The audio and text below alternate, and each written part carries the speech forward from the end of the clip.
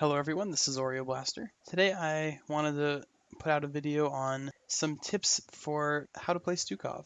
These are generally things that I've found to be really helpful in my own Stukov play and what has allowed me to succeed a lot with him. He's such a strong healer right now that I feel like people should really know how to min-max him or play him the most effectively that they can. So my normal Stukov build is Growing Infestation, Vigorous Reuptake, Within My Reach, Flailing Swipe, Virulent Reaction, Pox Populi, and Controlled Chaos. And I'm not taking that right now for one of the tips for Stukov that I want to go over, but I find that this build gives you the most pick potential and allows you to make plays and catch people out, which I think is something that Stukov is insanely good at. And not to mention that just having a huge lurking arm silence zone coupled with it having greater range and the threat of rooting people in it is just terrifying for the enemy team. And then I tend to prefer Vigorous Reuptake over One Good Spread just because I like having better burst heals, because I think that if you can manage your trait cooldown, it's better to have the increased bio kill switch healing. So let's get to it. The first really important thing I'd say that you should be doing on Stukov as much as you can, and you should be doing this with every character, just auto attack. Stukov does such a ludicrous amount of damage with his auto attacks. There's no reason for you not to be weaving in auto attacks if you see an opportunity. Like, even if you're over here busy doing stuff and healing people, make sure as you're casting abilities that you're still finding room to auto attack. And yeah, his auto attack speed is pretty slow, but the fact that you can be doing your own healer thing and then walk up to the tank and smack him once as long as you aren't going to get CC'd, I think it's something that you should always be doing just because it is relevant damage, especially if you are chasing someone and you hit them with the slow. You can keep auto attacking them as they're running away and then detonate the slow so you can stay on them and keep auto attacking them. And this is a great way to just straight up kill some squishy assassins or supports in the early game when they don't have talents or ults to save them. It can be really scary just running up to someone and doing that. I'm able to get 3 auto attacks in on Thrall this fight just by weaving them in as I reposition to launch the next one, allowing us to kill Thrall very efficiently and still be able to focus and kill Sylvanas. So second really important thing I'd say that you should be doing on Stukov is timing your bio kill switch in order to maximize your healing output. Now, what do I mean by this? I mean your bio kill switch has a 16-second cooldown and your heal has a 10-second cooldown and it can last 4.5 seconds. Let's say, put it on myself, detonate it. Alright, so now I'm waiting for this cooldown. Ideally, if I can, I want to try to apply my healing pathogen so that this is at about 4 seconds, so that then once I can have spread it to as many people nearby as possible, I can detonate it and basically keep using it off cooldown. It's a great way to not only get a lot of healing in and just maximize your burst heal, but it's also a very effective way of farming Vigorous Reuptake very quickly.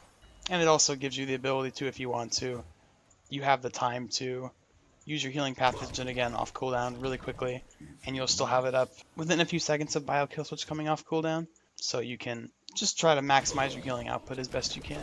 And it really does add up, especially if you take Vigorous Reuptake, because if you're using bio kill switch off cooldown and you're hitting, let's say, 2 or 3 allies with it every single time, that's a lot of extra healing that just completely outclasses One Good Spread. And I think that top off isn't quite good enough, and biotic armor is very niche. So I think that Vigorous Reuptake, by managing your bio cooldown, you can get insane healing numbers by the end of the game.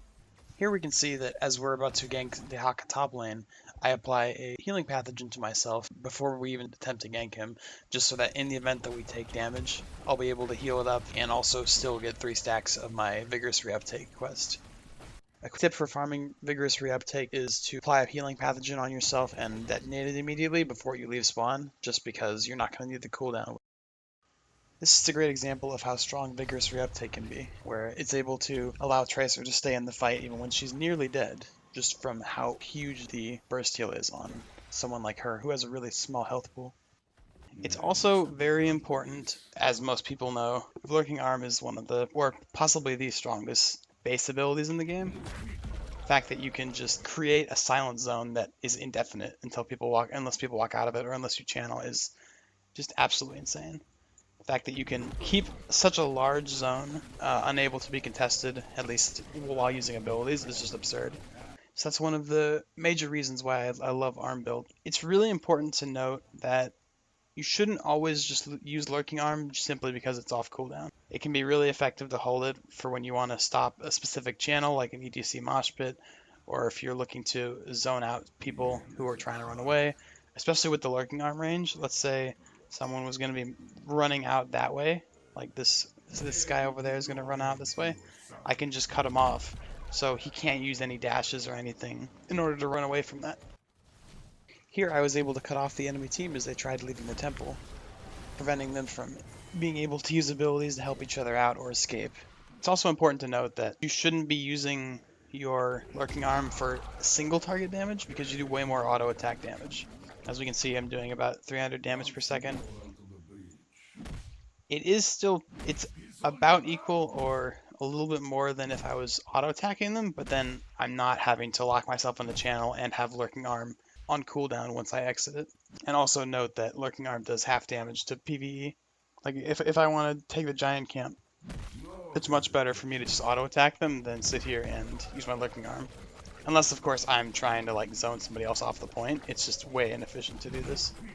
Stukov's ult, Flailing Swipe, is very effective at controlling an area and pushing away enemies so that they can't get somewhere, whether it be on a boss pit or denying them from stopping a turn-in on black hearts or what have you.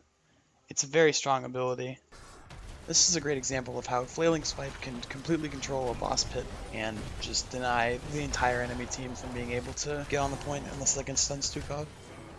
Something that I know some people know about it, but not everyone. If you take your level 20 upgrade to Flailing Swipe, you get 2 additional charges. However, if I take the talent, I'm going to just have 3 charges and only be able to use 3. But if I cast the ult and then take it, I can immediately get 2. That was weird. I can immediately get 2 more Flailing Swipes back. So again, if I use my ult and I take the level 20 upgrade, I can use 2 more swipes without even having to wait at all. So I can use 5 swipes in a fight, which is insanely strong. And not to mention his other, assuming you went Flailing Swipe, his other level 20 upgrade is just not good. It's a really good way to sort of min-max the amount, the use that you can get out of Flailing Swipe. It is awkward intentionally not choosing your level 20 talent, but it's a very effective way to squeeze out every last bit of value out of this talent. And finally, we have the most exciting part of Stukov's kit, I'd say, is his Virulent reaction. Detonating a weighted pustule on an enemy who is inside of Lurking Arm roots them for 2 seconds. This is an absolutely bonkers good way to catch people out. So essentially, I need to make sure, and I'm just putting a healing pathogen on myself because if you know you're going to be detonating Bio Kill Switch in a bit, or you're going to be looking for a pick, there's no reason for you not to just toss the heal on you so that in the event that you take damage looking for the pick, you can just pop the heal. You can detonate your kill switch, detonate the pustule that you put on somebody, and apply the healing burst on you and your allies. So you hit someone with the pustule, put the silence down, and detonate it, they get rooted for 2 seconds in your silence, which is completely insane. Being able to forcefully root people in your silence, the only way they can get out of that is if they have a cleanse. Or if they're already unstoppable, in which case the silence wouldn't have affected them anyways. So this is an insane mid to late game pick tool that you can use in order to catch people out. The only limiting factor is, at least with this build, is if you are within range, so you can see here, of landing the pustule initially, you just need to be about this far away. And then even if they're running away, because of the Lurking Arm range, if this person ran this way, I'd still be able to catch them. And since you're a melee support, you're probably going to be close enough to somebody that you'd want to root, or you can kind of hobble up to them and kind of run away and get the Lurking Arm down to get the root. This is a very powerful tool for catching people out and can straight up just win games by isolating people. You can even hit multiple people with this, assuming that you hit 2 people with the pustule. You can just root. You can root as many heroes as are in the silence and have a pustule on them when you detonate it. So you can detonate 2, 3 people. I mean, maybe 4, but it's just insane. It's such a crazy good CC tool. Virulent reaction is also insanely strong against mobile characters like Tracer, where if you're able to land the pustule on her, it's relatively easy to land the arm on her, and then she's just dead. I think this clip really accurately demonstrates just how long 2 seconds is in terms of CC in a game like HOTS. I was able to keep Asmonin in place for long enough for Greymane to catch up and jump on him. Even without Virulent reaction, Stukov's early game pick potential is crazy if he's able to land a pustule on someone and detonate it while he has his lurking arm underneath them, because they will only barely be able to outrun the speed at which the lurking arm expands. And even then, if they're towards the center of it, they're not going to be able to get out of it very quickly, giving your team ample time to kill them. Thank you so much for watching. I hope to see you on stream or in another video. Until then, take care.